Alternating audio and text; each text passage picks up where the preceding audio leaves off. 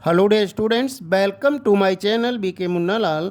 आज मैं आपको सिंथेसिस ऑफ सेंटेंसेस में complex sentence by using adverb class का पार्ट 9 अर्थात 9वां वीडियो डिस्कस करने जा रहा हूं। डियर स्टूडेंट्स, अभी तक आपने complex sentences bye using adverb class के 8 वीडियोस को न देखा हो तो उनकी लिंक मैं डिस्क्रिप्शन बॉक्स में दे दूंगा।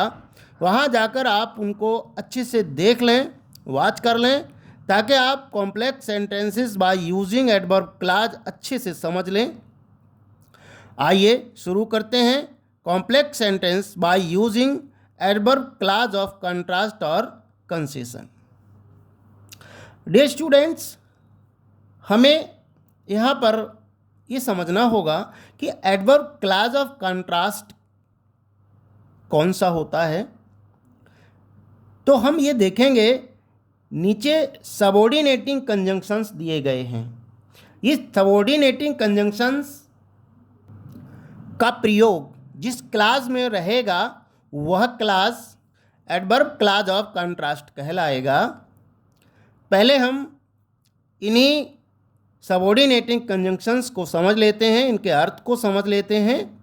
दो का अर्थ होता है यद्यपि, ऑल्दो के साथ यट का प्रयोग करना होता है हमें, यद्यपि और फिर भी। और यदि ऑल्दो के साथ यट का प्रयोग नहीं भी करते हैं तो उसके स्थान पर आप कॉमा लगा सकते हैं, वो भी वाक्य हमारा सही माना जाएगा। इवन इफ चाहे, इवन दो हालांकि, वाइल यद्यपि, वेयर एज जबकि। अब हम ये देखेंगे कि जब दो सिंपल सेंटेंस दिए होते हैं उनमें एक कंट्रास्टिंग रीजन दर्शाता है और दूसरा उसका परिणाम होता है। एग्जाम्पल में हम देख लेते हैं, he is poor, he is happy. वह गरीब है, वह खुश है। तो ही इज़ पुअर ये कंट्रास्टिंग रीजन है, ही इज़ हैप्पी वह खुश है, ये उसका अपोजिट रिजल्ट है, परिणाम है। हमें कॉम्प्लेक्स सेंटेंस बनाने के लिए कंट्रास्टिंग रीजन दर्शाने वाले वाक्य को पहले प्रयोग करके कॉम्प्लेक्स सेंटेंस बनाना है। अब हम दिए गए सबऑर्डिनेटिंग कंजंक्शंस में से ऑल्दो या दो का प्रयोग करके वाक्य को कॉम्प्लेक्स बनाएंगे। अब इसमें कंट्रास्टिंग रीजन दर्शाने वाला वाक्य है ही इज़ पुअर। तो इससे पहले हम ऑल्दो का प्रयोग करते हैं। Although he is poor yet he is happy. यद्यपि वह गरीब है फिर भी वह खुश है। दो का प्रयोग करके भी हम कॉम्प्लेक्स बना सकते हैं। He is, although he is poor, comma लगाएंगे, ही इज़ हैप्पी। यद्यपि वह गरीब है वह खुश है। नेक्स्ट एग्जाम्पल है ही वर्कड हार्ड ही फेल्ड। उसने कठिन परिश्रम किया, वह असफल हो गया। अब इसका कंट्रास्टिंग रीजन कौन सा वाक्य दर्शा रहा है? कठिन परिश्रम किया, उसने कठिन परिश्रम किया। तो इसके पहले हमको दो या ऑल्दो लगा देना है। Although he worked hard comma he failed. यद्यपि उसने कठिन परिश्रम किया फिर भी असफल हो गया, फिर भी फेल हो गया। नेक्स्ट एग्जाम्पल है इट रेन्स। वर्षा होती है, वी मस्ट स्टार्ट, हमें अवश्य जाना चाहिए, हमें अवश्य चलना चाहिए। तो इवन इफ का प्रयोग हम यहाँ करेंगे। इवन इफ इट रेन्स, चाहे वर्षा हो, वी मस्ट स्टार्ट, हमें चलना चाहिए, हमें अवश्य चलना चाहिए।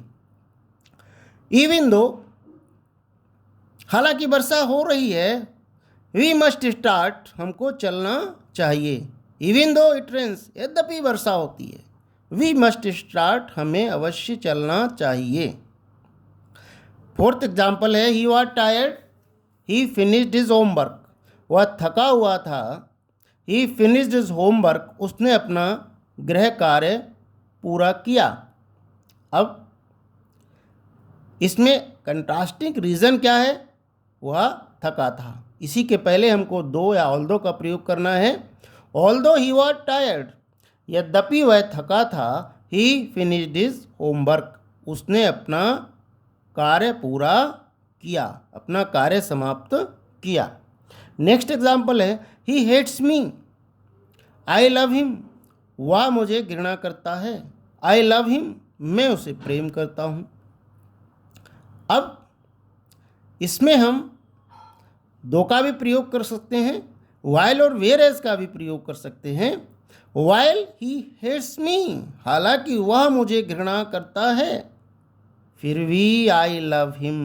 वाइल का अर्थ जबकि होता है, परंतु यहाँ पर कंट्रास्टिंग रीजन को प्रकट करने के कारण हम इसे कॉम्प्लेक्स सेंटेंस में यूज कर सकते हैं।